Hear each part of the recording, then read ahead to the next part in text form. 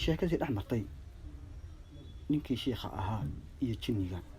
waxaa la yidhi maalmaha ka mid ah ayaa waxaa dhacday in gabar xanuunsanaysa oo muddo xanuunsaneyd loo keenay nin shiikh ah. shiikha wuxuu bilaabay inuu saaro qur-aankii marka uu bilaabay ayaa gabadhii waxaa ka dhex hadlay jinnigii iyo wadaadkii ayaa wada hadlay. wadaadkii wuxuu yidhi ka bax gabadha.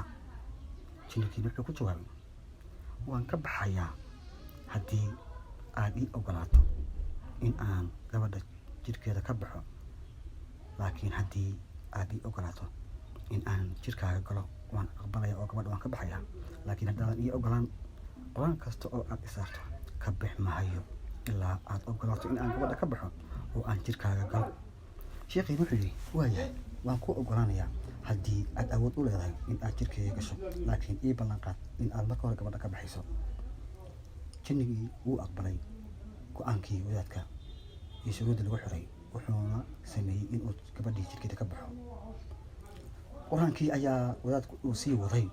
muddo kadib waxaa la maqlay gabadhii in ay cabaaday.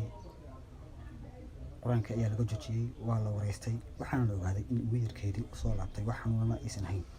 waraysigii gabadha la wareysanayay intii lagu guda jiray ayaa waxaa dhacday in la maqlay oohin meel ay ka jirto aanan la garanayn iyo meel ay ka dhacayso, laakiin la maqlayo keliya oohinta, qof oynayana aan la arkaynin.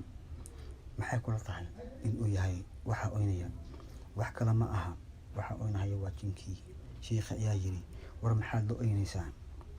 jinnigii waxa uu ku jawaabay waxa aan la oynayaa wax kale ma aha, waan ballan qaaday waan oofiyey ballantii aniga adigana dhex martay ay ahayd in aan gabadha jirkeeda ka soo baxo, laakiin waan ka soo baxay. waxaase igu dhacday arrin la yaab leh oo ahayd in aanan jirkaaga geli karin, awoodna aanan u lahayn in aan jirkaaga galo. jinnigii markaas wuxuu yidhi sheekhow maku weydiin karaa su-aal? jinnigii ayaa saas codsaday oo sheekhii weydiiyey. sheekhi wuxuu yidhi haa waad i weydiin kartaa.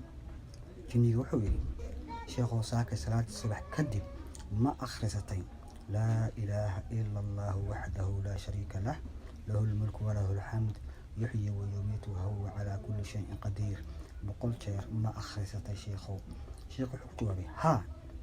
jinnigii wuxuu ku jawaabay ma geli karna, awoodna uma lihin qof salaadii subax kadib akhristay 100 jeer laa ilaaha ila allahu waxdahu laa shariika lah lahu lmulku walahu alxamd yuxyi wayumiitu wahuwa calaa kulli shayin qadiir. alxamdulilah rabbilcaalamiin. halkaas waxaa ku badbaaday oo ilaahay caafimaad uu ku siiyey, ilaahay idinkii ka sokow sheekhii qur-aankii uu saaray gabadhiina way caafimaaday, laakiin guuldarrada waxay ku dhacday jinnigii oo awoodi waayey markii uu ka soo baxay gabadha in uu jirkii wadaadka galo. la soco qaybaha dambe ee barnaamijkeena. wasalaamu calaykum waraxmatullaahi wabarakaatu.